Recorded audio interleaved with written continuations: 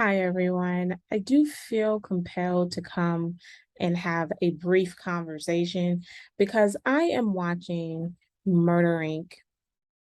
and the Murder Inc. story on BET. And right now we are episode 3. And I have, putting it out there, this is the third one that they're doing. The first one was on um, Murder P I'm sorry, Master P. C Murder is his brother. Sorry about that. So Master P and Cash Money. And the second one was on Rough Riders. And I'm gonna say that the Rough Riders one was absolutely beyond depressing to watch. Uh it, it it's just not it had some highs for sure, but in the midst of those highs, there were so many lows, and I really want to see. I walked away watching the Rough Riders one, like, man, I really want to see them win. I mean, there were some winners clearly that came out of that. Swiss Beats is by far the one who came out the most victorious in regards to long lasting. DMX, I just find DMX to be such a tragic story. Even though the positive, I guess, is he really helped a lot of people, gave a lot of money away, which is um seems to be good in the moment, but long term, it's not very good because he had kids, who he had kids who he left, and need who have needs, and so what was left of his estate was very minimal. And if his mother loved him and he wasn't introduced to crack, I mean, he and it's just a sad story.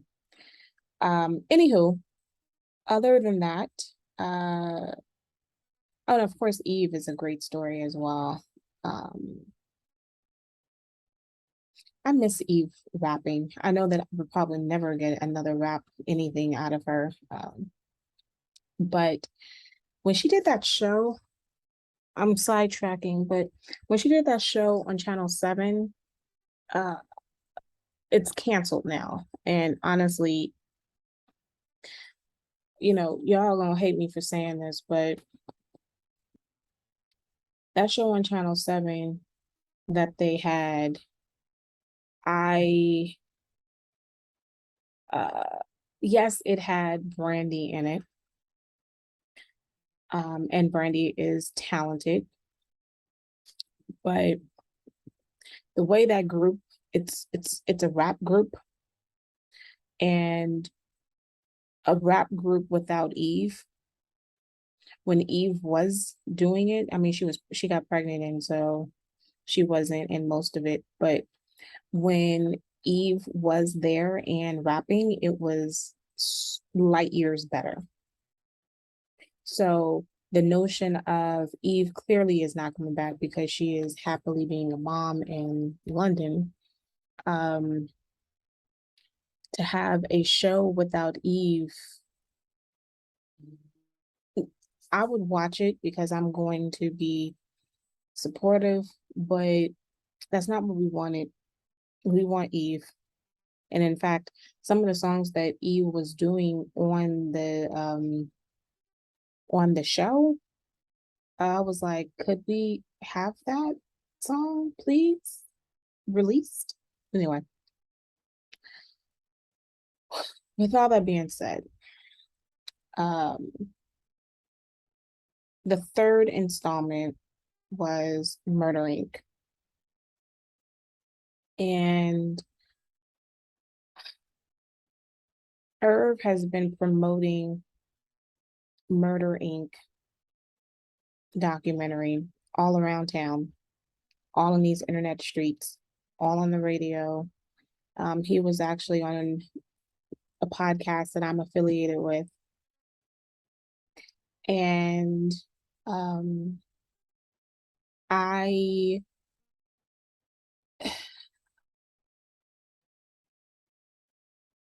I realize that he has to say stuff that's controversial. And the thing that I don't like is that he made the decision to to say all of these things about Ashanti. And the thing is, he's been saying things about Ashanti for a while. It's not that it was an all of a sudden. And for those of you who may have kind of ignored Irv when he goes to the Breakfast Club, or some of you have forgotten his reality show that was on VH1, he brings up Ashanti. He didn't bring up Ashanti's name in the reality show. And so that may be the thing that people glossed over, but it was a talking point because he always brings up how Ashanti kind of, in his words, ditched him during the time that the feds came and was arresting everyone. Like she was the one who was like, deuces, peace out. But that's not necessarily, but that's not even, I don't understand what that he means because she was going to court. So what do you mean, peace out? Because it was all, well, Deb, his wife, was there. And that's how he feels like he owes Deb because she was always down for him. Even though, even in this current documentary, he has been screwing everything under the sun, especially when he was on drugs. When he was on ecstasy, taking coke, he had been, in his words, not mine, screwing everything under the sun while you are married with one kid at least, and then you eventually have additional children with this wife that you have been screwing everyone else. And then you turn around and have talked about this relationship that you had with Ashanti. And the problem, okay, so Ashanti is not in the documentary. And part of I don't know why she decided not to, which I'm kind of glad she decided not to, because it would have made it extremely awkward because she would have had to answer some questions about what was the nature of your relationship with Irv. And she has never on record said that she had been in a relationship with Irv or had sex with Irv. So that would have been an awkward conversation. She number two, when clearly this third episode was let's trash Ashanti. It wasn't just Irv trashing him.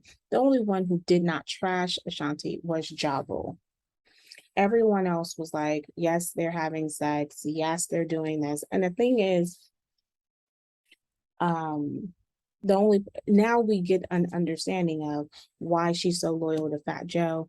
Fat Joe is the only one who's coming out and is like, I don't know anything about that, but I need Irv to kind of move on. Like he's checking Irv.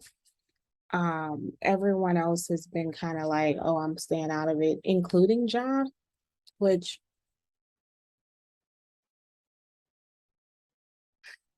I mean, a lot of us need to learn from Ashanti and how, because the more that he talks, the more he writes himself in a grave. And Fat Joe made that statement in the documentary saying that his mouth is the biggest problem. I mean, Jay-Z was all, I knew he was going to screw over other people. I didn't think he'd screw me over. Um, and Nas is like, kind of, oh, I'm sure Jay was not going to feel cool about this. I mean, he literally, yes, he's ambitious. And yes, he may have some level of focus, but, and yes, he's talented. I'm not going to take his talent away, but you're not coming off in this documentary as as a cool dude. Like you're not a and it seems like you haven't learned your lesson. And I don't I everyone else in the room has to be an adult but you. And so when he's sitting here talking, and so the internet is ablaze, the internet has been ablaze for a while, but the internet went ultra blaze today because last night he's talked about Ashanti. He spent a very long time talking about Ashanti. And like I said, 30 minutes. And then instead of saying, my wife stood by me in the midst of this, it's, oh, Ashanti ran. Okay. So we get an introduction to Ashanti episode 2, where she's been around the place for, she's been hanging out at the age of 15, just hanging out in the studio, writing, doing all of these, maybe doing backup vocals and stuff. And she was doing this for between the ages of 15 and 19. Every day after school, she's present. And Irv is literally watching grown man in his 30s watching this girl. She's a girl, she's a minor, grow up. And then at 19, he's like, oh, I'll give you a ride home because he's looking at her behind now that she is of age. And then, you know, you grab her behind and then you kiss her. And it was like, and then in his idea is, oh, well, what took you so long? So you are the person who has controlled her career completely. And if she were to, let's walk this through. If she were to turn around and say, why are you grabbing my behind? If she would have slapped you, because you assaulted her in this moment. FYI, you assaulted her. Um, if you were to, if she were to turn and slap you in a response, if she was returning and be like, dude, what's up? Push you off of him, push you off of her, like, what would have happened to her career? Would she have gotten that album, that debut album, that is one of her best albums? And I'm not even going to deny it's one of her best albums. Would she have gotten that? Hmm. Would she have received this quote unquote special attention that she received from you, um, in which the other artists were pushed to the side if she wasn't sleeping with you? Because her talent had kept her in the room for what, 4 or 5 years before you decided to make a move that you think was completely something that was mutual. How mutual is it if you control the fate of her career in your hands? And what angers me most is because Ashanti did an interview with the Breakfast Club some while ago because she wants to re-record her first album. And Irv came out and did this extremely long Instagram statement about how this is effed up and how you're going to take money out of my wallet. And she was explaining how she wanted to negotiate to get her masters back, and you wouldn't give them to her. And so she has to re-record her album in order to have some level of ownership of her work. The work that she wrote, those songs, you didn't write the songs. Yes, you produced them, and you have made money off of her for 20 years. And you would not give her a chance to get her masters back. And now you sold them to someone else. didn't even still give her the chance to get her own master's back. So my level of respect for you is like nil. And then as I'm watching this, it's in the gutter. And so people are like, you are talking yourself into a hashtag Me Too moment. And yeah, you are. And in my mind, you are the ones that people are who say, beware of these people, ladies, as you enter into a career, because they have expectations and their expectations is not pure. What do you get out of helping me?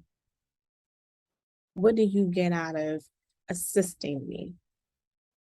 And this is a shame. It's a shame. And I appreciate that Ashanti is not talking out.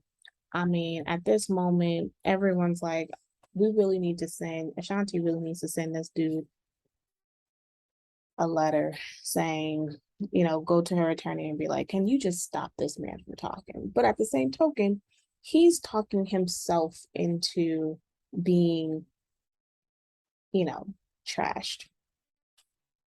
I don't know. We have 2 more episodes of this, and I can guarantee that we have another Bash Ashanti episode in the next one because why not? I mean, this is the Bash Ashanti thing because clearly she doesn't want to participate, and clearly she's done with you. And if you were supposed to be redeeming yourself with this documentary, you're losing your cool points. If you had cool points, you're losing them very, very quickly.